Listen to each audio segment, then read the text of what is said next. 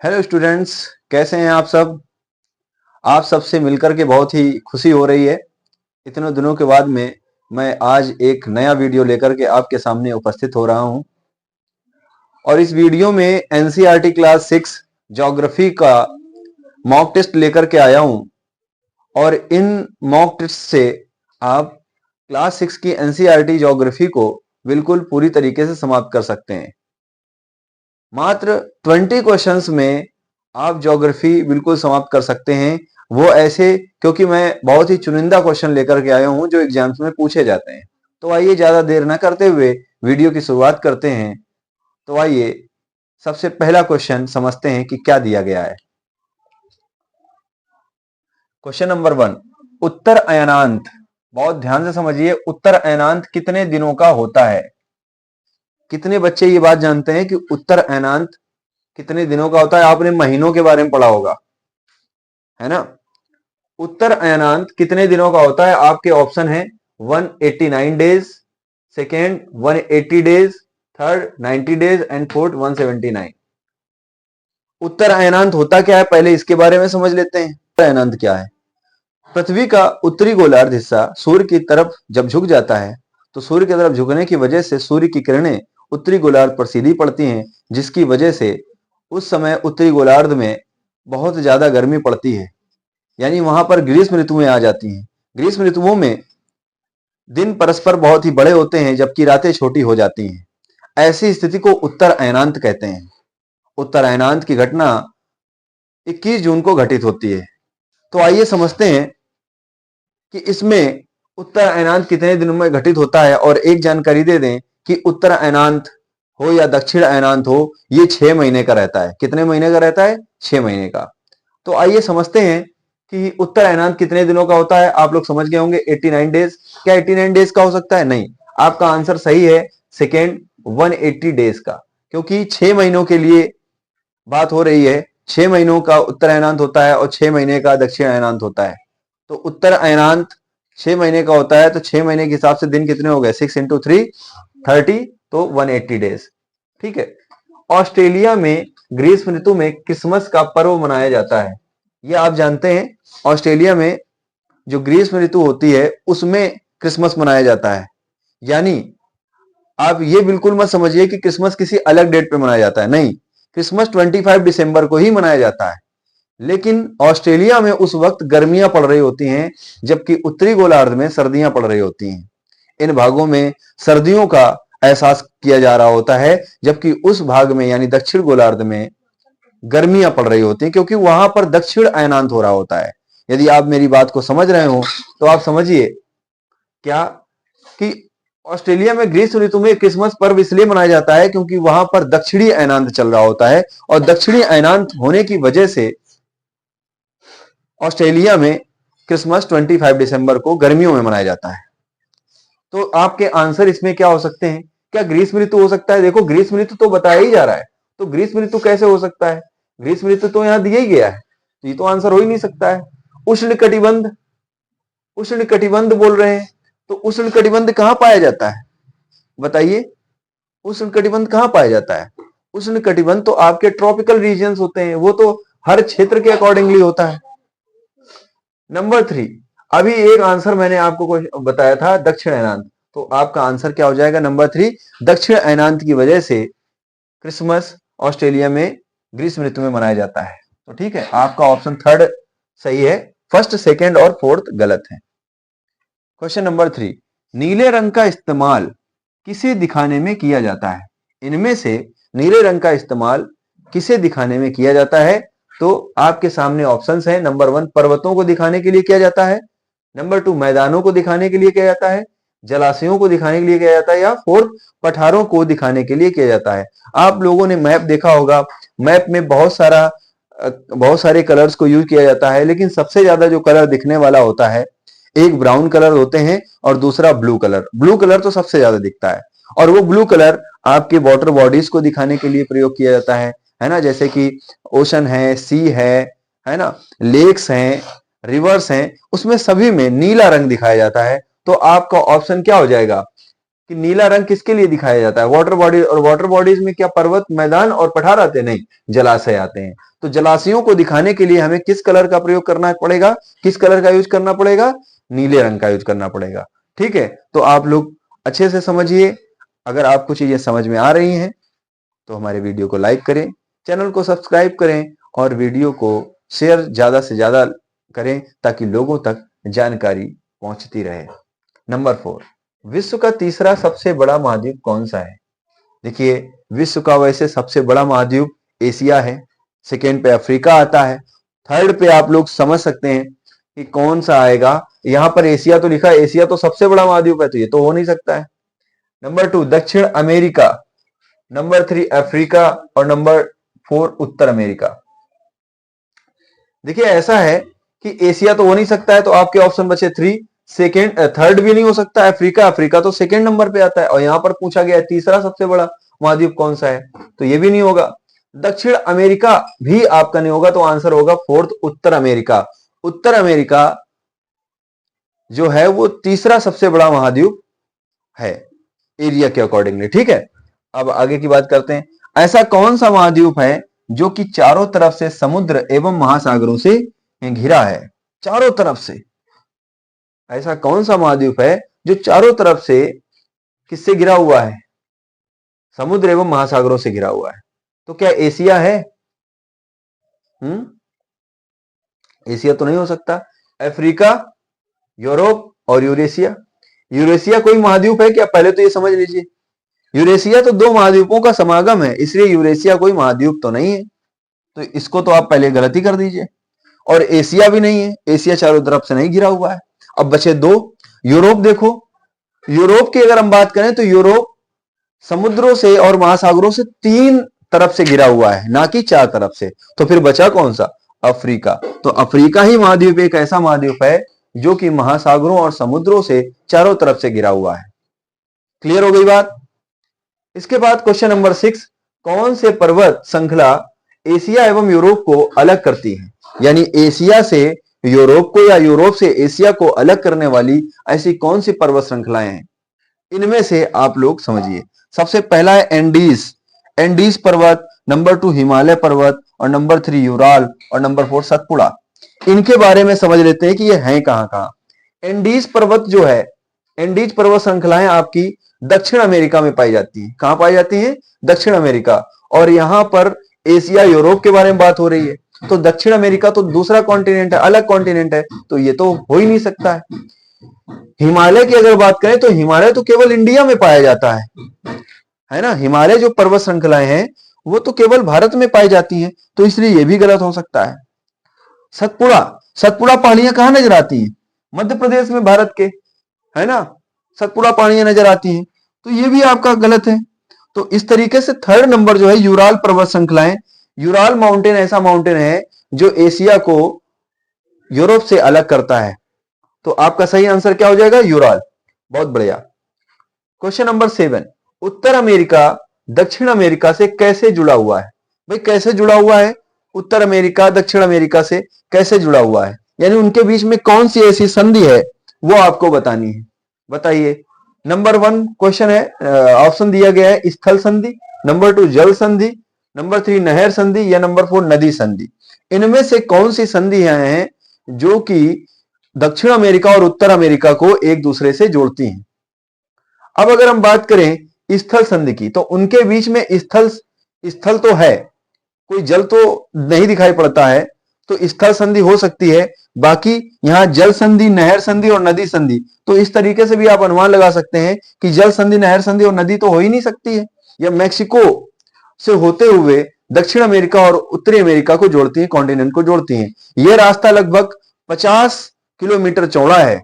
कितने किलोमीटर चौड़ा है? 50 किलोमीटर, लगभग लगभग में अप्रोक्सीमेटली 50 किलोमीटर चौड़ा है, और नैरो बोला जा रहा है क्योंकि 50 किलोमीटर चौड़ा होने का मतलब क्या है? और एक चीज आप समझ लीजिए, अटलांटिक ओशन, अटलांटिक ओशन जो है उत्तर अमेरिका दक्षिण अमेरिका के ईस्ट साइड में पड़ता है, जबकि पैसिफिक ओशन इनके वेस्ट साइड में पड़ता है। तो इस तरीके से अगर देखें तो ये 2 महासागरों को अलग करने का भी काम करता है। क्वेश्चन नंबर 8 दिया गया है कि बड़े स्थलीय भूभागों को महाद्वीपों के नाम से जाना जाता है। इनमें दिए गए विकल्पों में बड़े जलाशयों को किसके नाम से जाना जाता है? बहुत ही सिंपल सा क्वेश्चन है, बहुत ही ध्यान से पढ़िए। क्या दिया गया है कि बड़े स्थलीय भूभागों को महाद्वीपों के नाम से जाना जाता है। महाद्वीपों, ठीक है। इनमें दिए गए, इनमें मतलब ये first, second, third, fourth option में दिए गए विकल्पों में बड़े जलाशयों को किसके नाम से जाना जाता है? आपके ऑप्शन है नंबर 1 महासागरों के नाम से जाना जाता है, नंबर 2 समुद्री जल के नाम से जाना जाता है, नंबर 3 महासागरीय बेसिन के नाम से जाना जाता है, या नंबर 4 नदी बेसिन के नाम से जाना जाता है। तो आपका फर्स्ट रॉन्ग हो जाएगा, महासागरों के नाम से नहीं जाना जाता है, समुद्री जलाशयों के नाम से नहीं, ये महासागरीय बेसिन के नाम से जाना जाता है। फोर्थ ऑप्शन भी आपका रॉन्ग होगा, ठीक है। नंबर 9 समुद्री जल का तल सभी जगह समान होता है। स्थल की ऊंचाई को समुद्र तल से मापा जाता है, जिसे क्या कहा जाता है? समुद्री जल का तल सभी जगह एक समान होता है। स्थल की ऊंचाई को समुद्र तल से ही मापा जाता है। स्थल की जो भी ऊंचाई वो समुद्र तल से मापा जाता है, क्योंकि समुद्र तल की जो ऊंचाई है वो सभी जगह एक समान होती है, सभी जगह एक समान होती है। तो अब उस स्थिति में जिस जगह से वो मापा जाता है तो उस स्थिति को क्या कहा जाएगा? तो आप एक बात बताइए, स्केल जब मेजर करते हैं तो सबसे पहले कहां से मापते हैं? जीरो से मापते हैं, तो जीरो से मापते हैं, तो वही से ये भी स्केल मापी जाएगी जीरो से। अनंत से तो मापी नहीं जा सकती, तरत तो कोई मतलब ही नहीं है, फालतू का है, इनमें से कोई नहीं, ये भी नहीं है। तो आपका फर्स्ट आंसर सही होगा, शून्य से मापी जाती है। कहां से मापी जाती है? शून्य स्थिति से मापी जाती है। क्वेश्चन नंबर 10 आ गया। यहाँ किसी भी प्रकार का स्थायी मानव निवास नहीं है। बहुत से देशों के केंद्र यहाँ स्थित हैं। भारत के भी शोध संस्थान यहाँ हैं। इनके नाम है मैत्री, दक्षिण गंगोत्री के नाम से फेमस है। और इस जगह का नाम आपको बताना है। पहला अफ्रीका। क्या अफ्रीका ऐसा कॉन्टिनेंट है या ऐसी जगह है जहां पर लोग नहीं निवास करते हैं? तो ये तो बात गलत हो जाएगी, अफ्रीका में तो निवास करते हैं। अंटार्कटिका के बारे में बताइए, क्या यहाँ पर लोग निवास करते हैं? नहीं करते हैं। तो यही एक ऐसा स्थान है जहां पर लोग निवास नहीं करते हैं। तो अंटार्कटिका ही आपका आंसर होगा। आर्कटिक ओशन नहीं होगा, दक्षिण अमेरिका नहीं होगा, ठीक है। इसके बाद नंबर 13, इनमें से भ्रंशोद पर्वत कौन से हैं? भ्रंशोद पर्वत कौन से हैं? सबसे पहला ग्राबेन माउंटेन के बारे में बात हो रही है। क्या ये ग्राबेन माउंटेन नहीं है?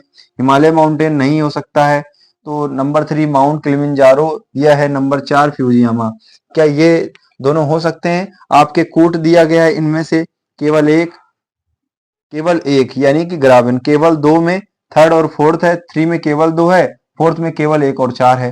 तो आपका आंसर केवल 2 सही होगा, 3 और 4 आंसर सही है, यानी माउंट किलिमंजारो और फोर्थ फ्यूजियामा। क्वेश्चन नंबर 12, पर्वत पठारों से किस प्रकार भिन्न होते हैं? तो किस प्रकार, कई सारे प्रकार होते हैं, लेकिन यहाँ पर जो ऑप्शन दिए हैं उसके अकॉर्डिंगली देखेंगे। ऊंचाई से भिन्न होते हैं, ढाल से भिन्न होते हैं, अभिमुखता से भिन्न होते हैं, या गुरुत्वाकर्षण। गुरुत्वाकर्षण का यहाँ कोई मतलब ही नहीं है, अभिमुखता का भी कोई मतलब नहीं है, ढाल और ऊंचाई बचता है।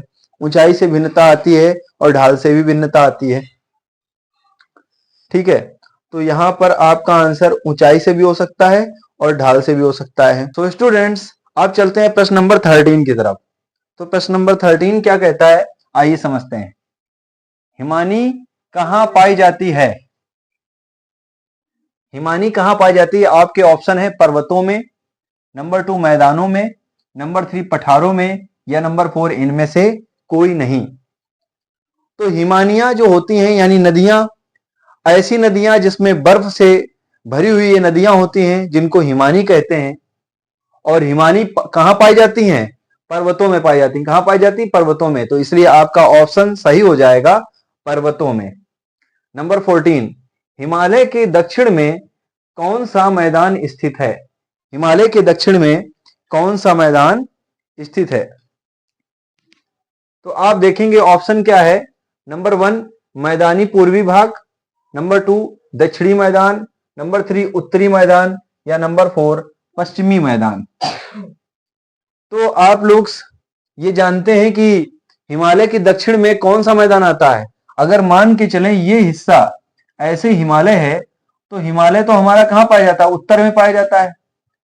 और इसके दक्षिण में अगर हम देखें तो कौन सा मैदान आता है? उत्तरी मैदान आता है। कौन सा मैदान आता है? उत्तरी मैदान। ठीक है, तो हिमालय के दक्षिण में, हिमालय का जो दक्षिण भाग है वो कैसा पड़ेगा? क्यों, कौन सा मैदान आएगा? उत्तरी मैदान आएगा। तो आपका आंसर हो जाएगा थर्ड, उत्तरी मैदान is the right answer. Okay, number 15, Himalaya के सबसे दक्षिणी भाग को क्या कहा जाता है? सबसे दक्षिणी भाग को क्या कहा जाता है? अब हिमालय के पार्ट की बात हो रही है। हिमालय आपका, अगर हम देखें, अगर ये हिमालय है, ये इसको हिमालय अगर हम मान लें तो इसके 3 पार्ट होते हैं। एक ये है, दूसरा ये, तीसरा ये। ठीक है, तो सबसे दक्षिणी भाग कौन सा कहलाएगा? सबसे दक्षिणी भाग हिमालय का फर्स्ट नंबर कहलाएगा और उसको हम क्या कहते हैं? शिवालिक कहते हैं। क्या कहते हैं? शिवालिक। अब इसमें देखते हैं ऑप्शन हमारा क्या फर्स्ट है? शिवालिक फर्स्ट ही हमारा आंसर सही हो जाएगा। Shivalik is the main part of the दक्षिण भाग for the Himalaya. So first answer is right answer, Shivalik. Himalaya के सबसे दक्षिणी भाग को क्या कहा जाता है? शिवालिक कहा जाता है। आपको ये पता चल गया है। आप लोग इन क्वेश्चंस को अच्छे से तैयार कर लीजिए। ये एनसीईआरटी क्लास 6 ज्योग्राफी के से मैंने मॉक टेस्ट तैयार किया है और इन मॉक टेस्ट से आपकी एनसीईआरटी क्लास 6 ज्योग्राफी पूरी तरीके से तैयार हो जाएगी। ये चुनिंदा क्वेश्चंस हैं, ये मैंने अपने बारीकी नजर से आपके लिए बनाए हैं। कुछ क्वेश्चंस मैंने उनके ही क्वेश्चन से लिए हैं और कुछ क्वेश्चंस मैंने बनाए हैं, तो आप लोग समझ सकते हैं। आगे की बात करते हैं। क्वेश्चन नंबर 16 में देखें, सह्याद्री को अन्य किस नाम से जाना जाता है? बहुत इंपॉर्टेंट क्वेश्चन है और ऐसे आ जाते हैं क्वेश्चन। यूपीपीसीएस में भी पूछे जा सकते हैं, आने वाला आरओ और एआरओ के एग्जाम में भी पूछे जा सकते हैं, इसलिए आप बिल्कुल अच्छे से तैयार कर लीजिए। सह्याद्री को अन्य किस नाम से जाना जाता है? अरावली के नाम से जाना जाता है, पश्चिमी घाट के नाम से जाना जाता है, या हिमाद्री के नाम से, या हिमानी के नाम से जाना जाता है? तो आप ये समझ लीजिए, सह्याद्री का मतलब होता है पश्चिमी किनारा, और पश्चिमी किनारा यानी सेकेंड जो आंसर आपको दिख रहा है पश्चिमी घाट, तो सह्याद्री को हम पश्चिमी घाट के नाम से भी जानते हैं। तो आपका आंसर हो जाएगा सेकेंड। 17, पाक जल संधि किन देशों के बीच स्थित है? पाक जल संधि किन देशों के बीच में स्थित है? ये क्वेश्चन बहुत ही आसान है। अगर आपने भारत के मैप को देखा हो, श्रीलंका को देखा हो, तो भारत और श्रीलंका के बीच में एक जल संधि है जिसको पाक जल संधि कहते हैं। और आपका ऑप्शन हम लोग देखते हैं कौन सा, फर्स्ट श्रीलंका तथा मालदीव है, यूरोप तथा एशिया है, सेकेंड, थर्ड है भारत तथा श्रीलंका, और फोर्थ है इनमें से कोई नहीं। तो आपका आंसर हो जाएगा थर्ड, भारत तथा श्रीलंका। तो भारत और श्रीलंका के बीच में पाक जल संधि आती है। नंबर 18, अरब सागर में स्थित भारतीय द्वीप समूह, अरब सागर में स्थित भारतीय द्वीप समूह कौन से हैं? इनमें से कौन से हैं? अगर भारत के मैप को अगर आप देखें, भारत का मैप अगर आप देखें तो ये आपका पूर्वी क्षेत्र है, ये पूर्वी क्षेत्र है। ठीक है, जहां पर आपको बंगाल की खाड़ी नजर आती है, बंगाल की खाड़ी नजर आती है, जबकि ये पश्चिमी भाग है, पश्चिमी भाग है, यहां पर अरब सागर नजर आता है। तो यहां पर अरब सागर पश्चिम में। अब यहां पूछा जा रहा है कि अरब सागर में स्थित भारतीय द्वीप समूह कौन है? बंगाल की खाड़ी में अंडमान निकोबार समूह होता है, जबकि अरब सागर की तरफ लक्षद्वीप पाया जाता है। तो अरब सागर के साइड में लक्षद्वीप पाया जाता है, तो हमारा आंसर लक्षद्वीप है। इसमें हम देखते हैं first answer is wrong answer, Andaman एवं निकोबार द्वीप समूह तो ये हो ही नहीं सकता, ये बंगाल की खाड़ी में पड़ता है। सेकेंड लक्षद्वीप समूह, तो आपका आंसर सही हो जाएगा लक्षद्वीप समूह। वेरी गुड, बहुत अच्छे से समझ रहे हैं। जो मेरे चैनल पर नए हैं, चैनल को सब्सक्राइब करें, अपने दोस्तों को, अपने परिवार में जो लोग तैयारी कर रहे हैं उनको ज्यादा से ज्यादा शेयर करें। तो आइए समझते हैं प्रश्न नंबर 19, भारत की सबसे पुरानी पर्वत श्रृंखला कौन सी है?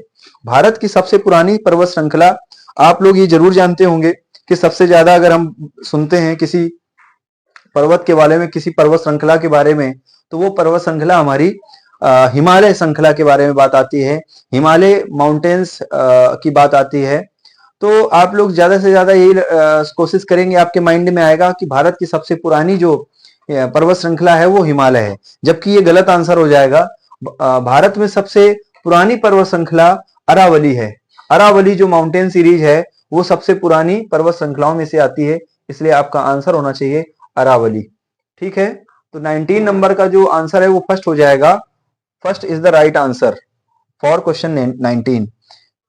क्वेश्चन नंबर 20, दक्षिण पश्चिम मानसून के समय आर्द्र पवनें कहां बहती हैं?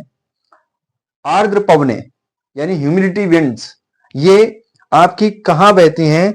नंबर 1 स्थल से समुद्र की ओर, नंबर 2 समुद्र से स्थल की ओर, या पठार से मैदान की ओर। तो आपका आंसर हो जाना चाहिए, देखो दक्षिण पश्चिम मानसून जो होता है उसकी जो आर्द्र पवनें हैं वो स्थल से समुद्र की ओर, कि समुद्र से स्थल की ओर बहती हैं, या पठार से मैदान की ओर बहती हैं। अब एक बात बताओ, स्थल से समुद्र की ओर बहती हैं क्या दक्षिण पश्चिम मानसून?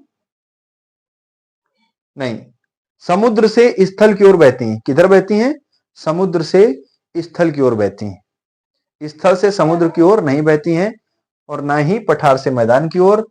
तो क्योंकि पठार तो भी एक स्थल ही है, तो समुद्र से स्थल की ओर ये हवाएं बहती हैं। तो इस तरीके से विद्यार्थियों आपका ये मॉक टेस्ट कंप्लीट होता है। इन मॉक टेस्ट में आपके मैंने ज्यादा से ज्यादा क्वेश्चन एनसीईआरटी क्लास 6 ज्योग्राफी से पूछे हैं। तो ये मॉक टेस्ट कैसा लगा आप लोग कमेंट बॉक्स पर राइट करना ना भूलें। अब किसी दूसरे टाइम पर एक नया मॉक टेस्ट लेकर के आऊंगा, तब तक के लिए bye bye and thank you. फिर मिलेंगे। जय हिंद, जय भारत।